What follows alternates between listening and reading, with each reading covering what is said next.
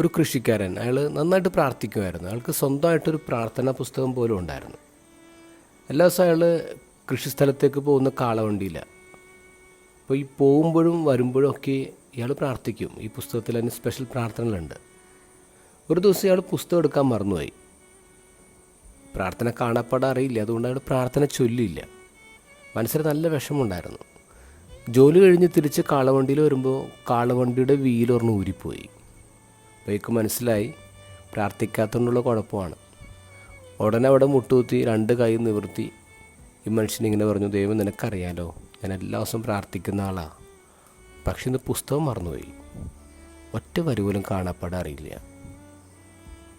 ഞാനിപ്പോൾ അക്ഷരമാലയിലെ ആദ്യത്തെ അക്ഷരം തൊട്ട് അവസാനത്തെ അക്ഷരം വരെ നിർത്തി 20 തവണ ചൊല്ലാം.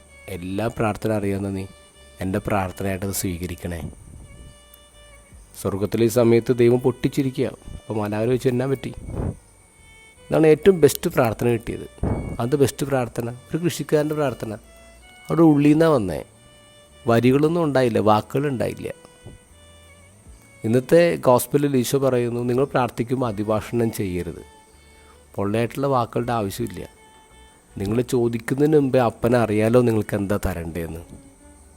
ഒന്ന് നോക്കിയേ, ഈശോ നമ്മളെ ഒരു പ്രാർത്ഥനയെ പഠിപ്പിച്ചിട്ടുള്ളൂ.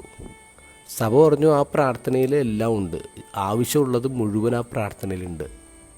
എന്നിട്ടും ദിവസവും എത്രമാത്രം പ്രാർത്ഥനകളാണ് പുതിയത് ഇറങ്ങിക്കൊണ്ടിരിക്കുന്നത്. എന്താ അല്ലേ?